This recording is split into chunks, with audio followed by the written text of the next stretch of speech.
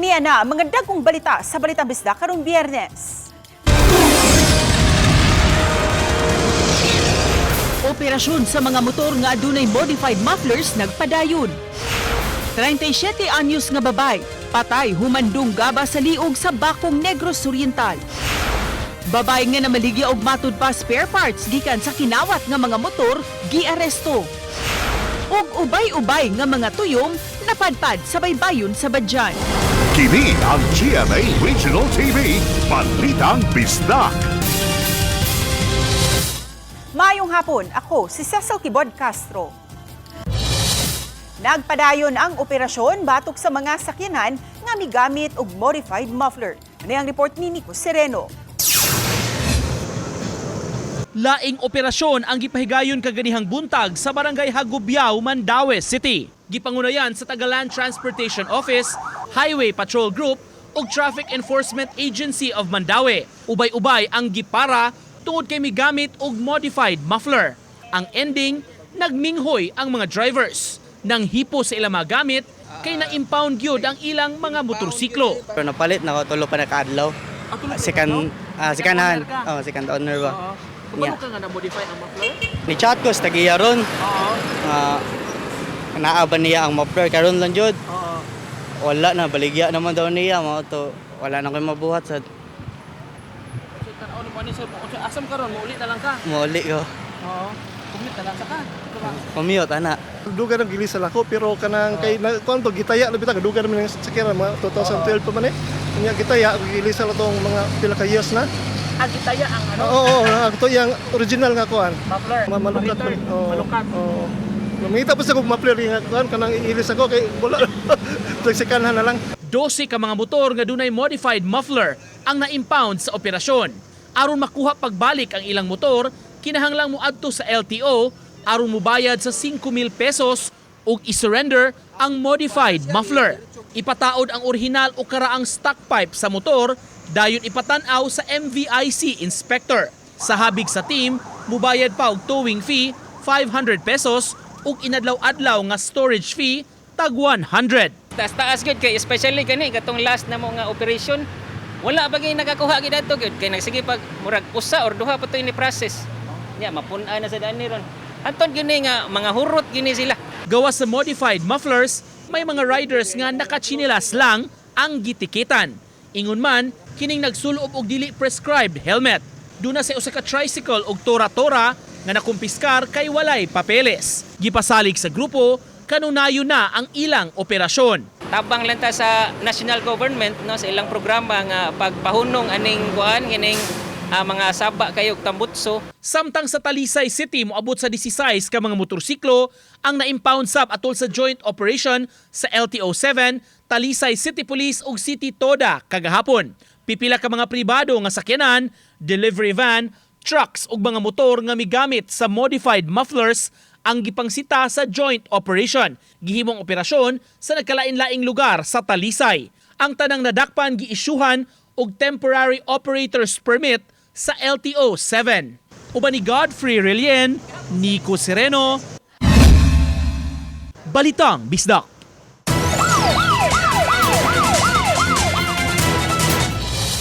Giatangan, gitulis ug gipatay ang 37 anyos nga babay sa Bakong Negros Oriental.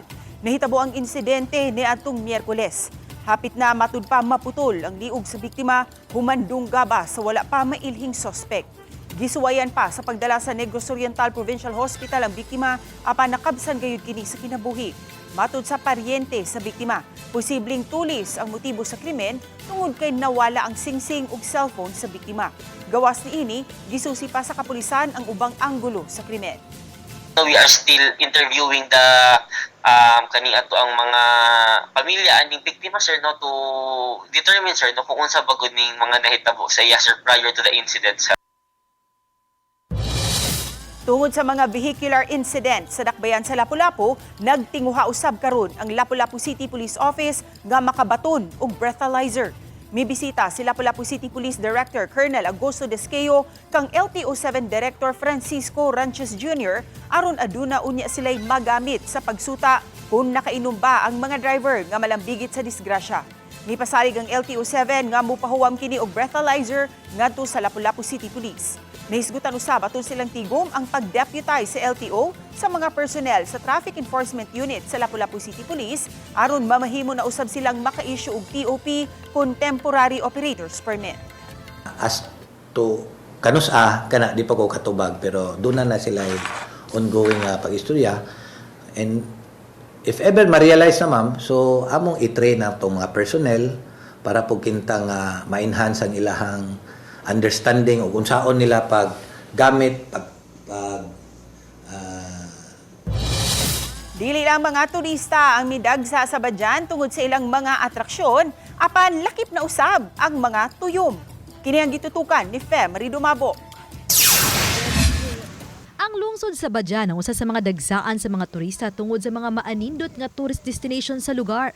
Og lakip sa midagsa sa dapit ang mga tuyom. Nag-viral kining video sa usa sa mga residente sa Badyan din iyang gipakita kining gabanig nga mga tuyom sa baybayon sa barangay Malabago. Ang dagat dinhi sa Badyan, Cebu, limpyo. Busa na tingala si Maria Corazon sa dihang kining bahina sa ilang baybayon ming itom tungod sa kadaghang tuyom o sea urchin.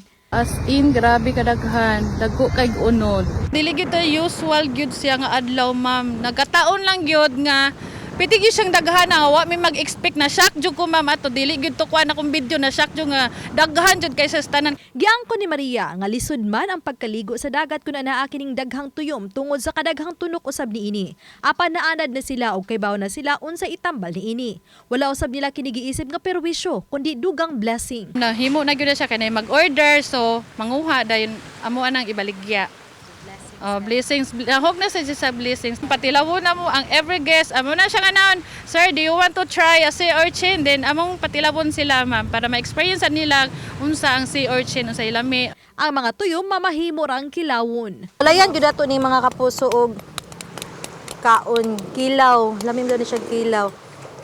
Aning tuyom. Gipanghambog nga tuyom sa Badyan. So butangan og suka. Suka. Dayon. Itso na kaon. Ug lami ni siya.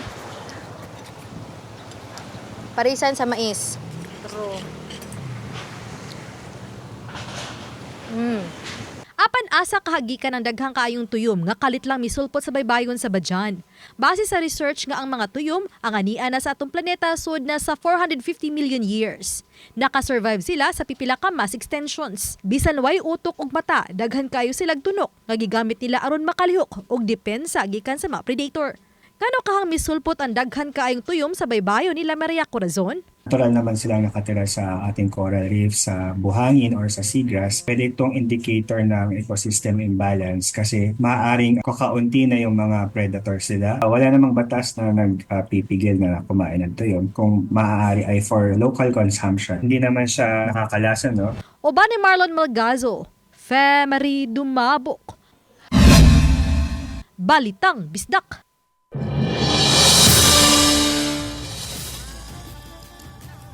Subling mipahimangno ang Bureau of Fire Protection sa publiko nga magmatngon aron kalikayan ang sunog. Kini ang gihimugatan atol sa pagsugod sa Fire Prevention Month sa buwan sa Marso. Sayranta ang istorya sa live report ni Alan Domingo. Alan? Sa pag-iwas sa sunog, hindi ka nag-iisa. Kung ato milisayon sa paglikay sa sunog, di ka mag-inusara. Kini ang tema nga gigamit sa Bureau of Fire Protection sulod na 5 ka tuig aron masilsil sa limpatakan sa katawhan ang mga angayang himuon aron dili mabiktima sa sunog. Matod sa tigmamaba sa BIP Cebu City nga sa naandan, basta buwan sa Marso unok-unokon yun sa mga insidente sa sunog tungod usab sa init nga panahon. Karon pa lang, mipahinumdum na ang kabumbirohan sa tanan nga mag-amping aron malikay sa sunog. Sukad sa Enero hangtod karon, mikabat na sa 20 ka mga fire incidents ang natala sa Cebu City. Taliwa nini, way dako nga sunog ug wa usay natalang namatay sa mga insidente. Apan mipahimangno ang BFP nga dili mo kumpiyansa ilabi na nga makasinati og tumang kainit sugod sa Marso. Pag likay sa sunog, dako kayo og vital role ang kuan nini ang community, no, which is hangtod karon wa pa gyapon nato ma-achieve. Tinguha sa BFP nga zero fire incident apan dunay mahagit nga makaapekto nini gawa sa kainit sa panahon ang malakang sa mga tao sa pag-amping sa mga butang nga sagad hinungdan sa pag-ulbo sa kayo. Sama na lang sa problema sa overloading sa kuryente o mugna sa octopus connection o uban pa. We cannot expect zero fire incident sa buwan sa Marso, especially nga kaning buwan na mo ni sugod no sa tuas Pilipinas mo ni sugod sa ting-init na. Atol sa kasaulugan sa Fire Prevention Month nga buksan sa motorkada karong Domingo, ipahigan usab ang kutay sa mga kalihukan. We are encouraging the public to ato i-revisit ato mga electrical installation sa Panimalay o makasugakod ba ang ato mga wirings nga gi-install. Ses usasab sa gipa hinumdom sa kabomberohan nga ugaling dunay moulbong sunog kinahanglan mo report gilayon ngadto sa mga bombero inay unahon ang live streaming sa social media. Ses. Dagang salamat, Alan Domingo. Kini ang GMA Regional TV, Balitang Bisdak. Kini ang GMA Regional TV, Balitang Bisdak. Nasakmit ang mobalor sa 135,000 pesos nga unregistered LPG cylinders ug cartridges sa kapulisan sa Tudela Municipal Police human masuta nga wala kini mga dokumento ug certification gikan sa DOE samtang gibiyahe kini. Sakay ang maong mga kargamento sa usa ka delivery van nga nagbiyahe sa Barangay Southern Poblacion atol sa gipahigayong checkpoint sa kapulisan. Matod sa hepe sa Tudela Police Station, Police Captain Roberto Barindo Jr. nga dihang gisita ang tag-iya og driver sa van gikan sa Cebu City. Apan wa sila'y napakita nga certification gikan sa Department of Energy kun DOE nga nag-authorize sa pagbiyahe sa maong mga cylinders ug cartridges. Mag-atuban sila og kasong kalapasan sa LPG Industry Regulation Act of 2021. Gilimpyuhan na ang bakanting luna sa Barangay Bulacau, Talisay City nga nahimong open dump site. Atong siren sa report ni Fem Ridumabo. Ingon ani kadaghan ng mga basura nga nagtipon og dining bakanting luna sa dihang gisusi sa Talisay City Ecological Solid Waste Management Office Miyerkules sa niaging semana. Ingon ani na ang sitwasyon sa lugar sud sa dulan 5 ka tuig. Hinungdan nga kapila na kini gireklamo sa mga residente sa dapit. Mga tawhana, kuan ka nang taga-anak panahon pero doon nagi kanang bitang ilang gusto gyud sila tungod sa kuno sa lugar nga ilagi yung nagustuhan ba. Pero bawal man nato diriya. Kaya nga naman, kanang basura nga ila kana na-generate, dili basta-basta. More than 12 trucks ang atong ipulaot karon. Dili basta-basta ba nga nakahatag og suray sa kadaghanan. Kaning bakante nga yuta nagsigi mong pangita ang mga sa tag-iya, wa man gyud na mo locate ang mga tag-iya. Mao to nga nidaghan magsamot ang basura, mura nagnahimong landfill diri. Nya abot na akong reklamo sa barangay, nagsuwat na gyud ang subdivision nya kani nga building. Mo na nakig-coordinate ko sa opisina ni Sir Edwin nya naghimo mig mga series of meeting kay usa sa ato ang kuan sa barangay road clearing. Nalimpyo na ang lugar, gikuha ang mga basura, nagtinabangay ang mga personnel sa Ecological Solid Waste Management ug mga kawani ug volunteer sa Barangay Bulacau. Gingong miabot sa 15 ka mga garbage truck ang gikargahan sa mga basurang nahipos. Giguba usab ang gihimong balay-balay sa mga mamasurahay sa luna nga gipanag-iya sa pribadong individual. Ang maong mga mamasurahay ang gitugutan ng una nga temporaryong mopuyo sa abandonadong building tapad sa gilimpyuhang luna. Apan gitagalan na lang sila hangtod sa Marso nga makapabilin sa dapit. Nahatod na usab sa CSWD ang 54 anyos nga paralisado aron matiman siyang mga igsuon. Naabtan siya ni Nieves sa miaging semana nga gahigda taliwa sa hugaw nga dapit. Kasabot ra man kay limpyo man ilang gikuan. Kami oyo na sad na. Ako gihangyo sa kapitan nga mao to ang location lang ipakuan lang kay kami lang maghinay nagtukod. Sige, tagaan ta mo higayon nga diha lang sa amo magpuyo. Temporarily kani nga building pero provided nga kanang sidewalk kinahanglan responsable mo. Naghimo kog leader diha kinsay in charge niya diha si Marvin. Akong gingnan ikay responsable ani mga tawo nga niya diri. Makabdungog kay ko nga imo ning pasuyupan nining dapita na kay mga tawo nga pasudlon okay lang ang mga motor magparking kay panginabuhi man na ninyo At the same time, ang sidewalk kinahanglan limpyuhan ninyo. O garon masiguro nga di na mamahimo pang dump site ang dapit, kuralon kini sa barangay, samtang nagpaabot sa mamahimong desisyon sa tag-iya sa Luna. O ba ni Godfrey Relien, Femery Dumabok. Balitang Bisdak. Napabali na sa housing project sa Mandawi City ang mga pamilya nga kaniadto nagpuyo sa karaang North Bus Terminal. Sa miaging adlaw, napabalhin na ang mga residente nga na sa paglaom temporary resettlement site sa likod sa karaang CICC.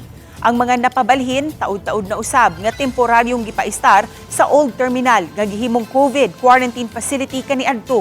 Nagpasalamat ang mga residente nga nahiluna na sila. Apan adunay ubang mga residente nga nanghinaot nga maakomodar sa mga housing unit sa Paglaong Village sama ning pamilya sa usa ka fire victim kaniadto sa barangay Tipolo.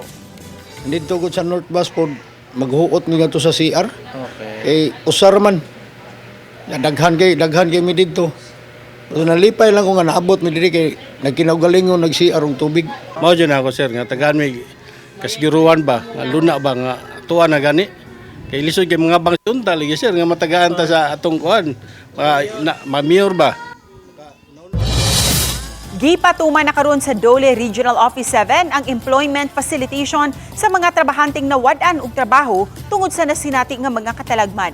Lakip niini ang linog sa amihan ng Subo ug ang bagyong Tino nga nahitabo sa katapusang bahin sa tuig 2025. Matud ni Attorney Roy Buenafe, ang direktor sa Dole, nga adunay mga establisyamento nga wala na gayud makabalik og operasyon, hinungdan nga giabagan nila ang mga kawani nga makakita og laing trabaho. Kadtong sa mga informal sector, giabagan usab nila pinaagi sa livelihood program. Niadtong miaging tuig, nahurot na ang pondo alang sa mga nabiktima sa kalamidad, apan aduna na say bag-ong gahin nga 137 million pesos. Samtang padayon nga gi-monitor sa Dole ang kahimtang sa mga trabahante sa Binalyo Trash Slide Tragedy. Gipariguro nila nga madawat gihapon sa mga trabahante ang ilang sweldo ug mga benepisyo hangtod nga walay notice nga magtangtang kanila. Agkatong mga biktima ato ginasa nag-facilitate silang claim sa ECC o sa SSS nilang claims nato. Okay, aside sa katong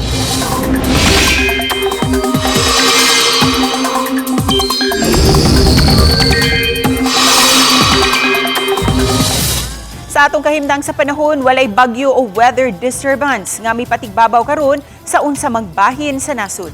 Mamihimong init ug alimuot ang daghang lugar tungod kana sa easterlies. Pero may chance gihapon sa uwan sa uban pang mga lugar tungod kana sa localized thunderstorms.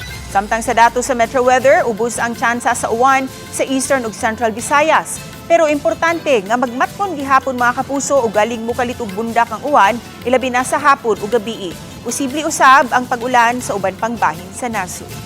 Kini ang GMA Regional TV, Balitang Bisdak.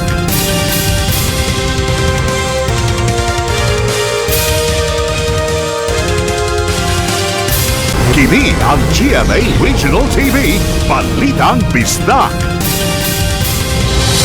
Sa mga adunay talento sa pag-awit, panahon na nga inyo kining ipakita. Aduna kitay ipahigayon nga Sparkle Audition para sa The Clash, The Voice Kids ug tanghalan ng kampyon ug mga adlaw sa Robinson's Galleria Cebu gikan alas 10 sa buntag hangtod alas 4 sa hapon. Bukas kini sa tanan gikan edad 7 anyos pataas. Busa mga kapuso, apil na.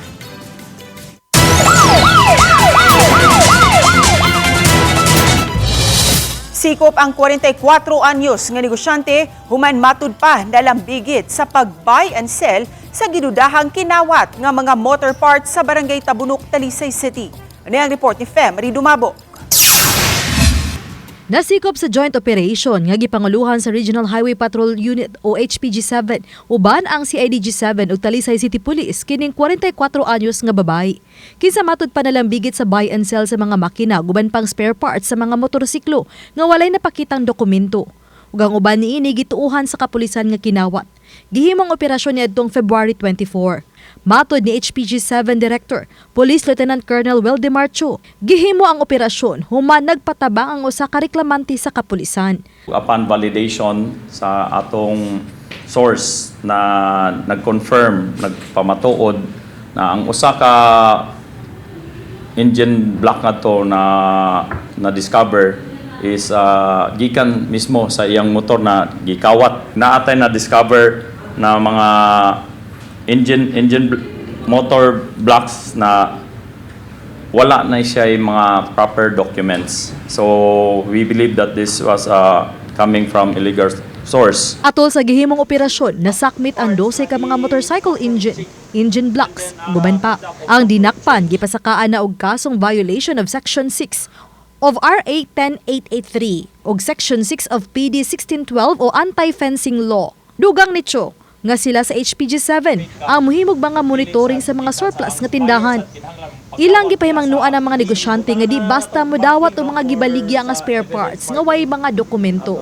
Kay posible kining kinawat o posible nga maapil pa sila sa mapasakaan og kaso. We can also recommend to the LGU for closure sa mga ngunana na mga og ma-monitor nato na ay mga mamaligya og mga kinawat na items, so di na tagano og mayor's permit. Kung paymangno labi na sa katong mga owners at sa mga business owners ani mga surplus, they have to make sure asa ang source. Uban ni Clans Gabuti na Cleofer Lumayag, Femery Dumabok.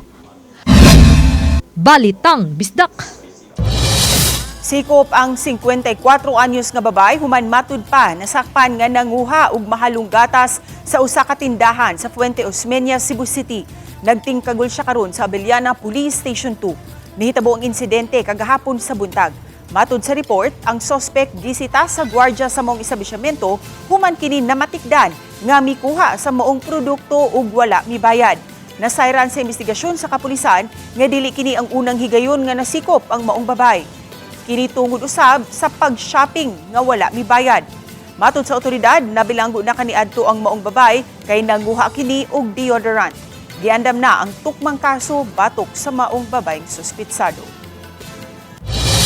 Gibanabanang moabot sa 2 million pesos ang danyo sa sunog nga miigo sa duha ka mga panimay sa Barangay 2, lungsod sa Taft sa Eastern Samar. Matud sa hepe sa Taft Municipal Fire Station, SFO1 Val Chicano. Miabot sa ikaduhang alarma ang maong sunog ug halos moabot sa 2 ka oras ang ilang kumbati niini hangtod nga napaong kini. Padayon pang giimbestigar ang hinungdan sa maong sunog. Well, yung isang bahay sir na damay light materials lang po ito. Tapos yung bahay ni Sir Alex Valdez, mix yan ng concrete, tapos doon sa loob ng sa loob ng bodega is mga hardwood. Kaya nahirapan kaming magpula ng apoy dahil nga nakapag-umpisa na yung sunog, tuloy-tuloy na at mahirap na kami makapasok sa loob. Atensyon sa mga miyembro sa Social Security System kung SSS. Matud sa tagdumala sa SSS, pwede nga patasan nila ang pensyon sa ilang mga miyembro karong tuiga hangtod sunod tuig nga walay pagsaka sa kontribusyon. Tungod matud pa kini sa maayong financial performance sa pension fund. Dili mamiligro ang pondo sa SSS tungod sa kita sa ahensya. Human di patuman ang rate hike ni atong January 2025. Magpadayon karong September ug sa tuig 2027 ang 10% annual pension increase sa mga retirado ug adunay sakit. Gibida usab sa SSS ang sobra sa 1 trillion piso reserve fund sa ahensya sa tuig 2025 nga matud pa historic high. Pinakadako usab sa history ang net income sa ahensya ni atong miaging tuig nga miabot sa hapit 143 billion pesos.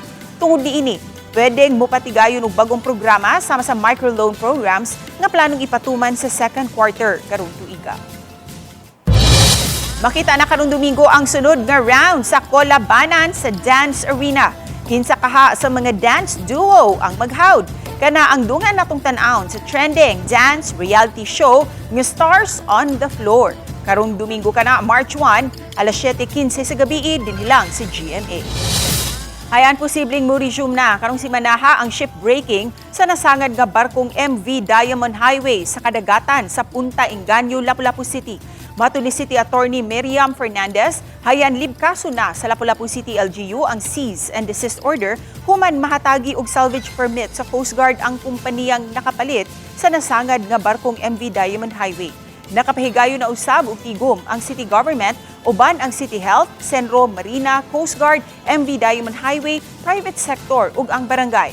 Samtang gikatakdang mupahigayon og joint inspection ang nagkadiiyang ahensya aron masigurong napatuman gayud sa management sa maong barko ang mga safety and health protocols. Kinumduman, Enero 2023, gipahunong sa LGU ang shipbreaking sa MV Diamond Highway nunot sa reklamo sa pipila ka mga residente sa dapit nga nakasinati sila og pagpangatol sa ilang panit, ubo ug sipon.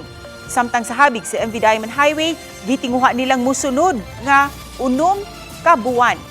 Bugtong ang hull na lang sa barko ang ilang trabaho. We expect that we will be releasing the lifting anytime now. As soon as mahuman sila og kanang inspect and also maka-receive mi sa ilang undertaking that they will comply with the conditions that we imposed upon them. Ang estimated na mo ani 1 year kapin gyud siya. Kay mas kuan man guni kung mag-cutting na gud ta diri sa ilawom, mas kuan man guni risky na gyud siya kay ba. Kay dili na ka pwede nga magdali-dali og cutting kay ang kuan masudlag tubig, malunod unya. So systematic yun na diha. Andam na ang Bacolod City ug mga kasikbit nga dakbayan sa Negros Occidental alang sa ipahigayong Negros Island Regional Athletic Meet karong March 1 hangtod March 7. Una kining mihitabo human sa katukuran sa Negros Island Region nga gilangkuban sa mga lalawigan sa Negros Occidental, Negros Oriental ug Siquijor. 12 ka mga delegasyon karong tuiga ang misalmot, diin usa ka delegasyon ang Siquijor. 7 ang gikan sa Negros Oriental Division ug mga division sa Tanhay City, Gihulngan City, Dumaguete City, Canlaon City, Bayawan City ug Bais City.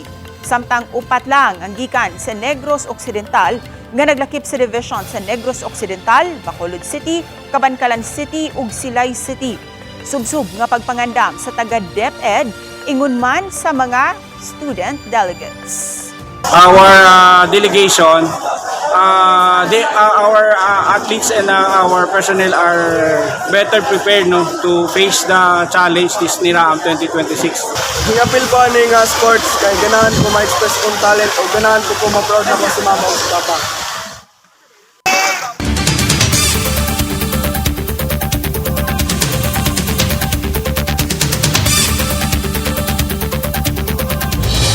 Kami ang GMA Regional TV, Balitang Bisdak. Kinatibukang pwersa alang sa mas dakong misyon ug mas salapad nga pag-alagad sa nasod. Maayong hapon ug happy weekend mga kapuso.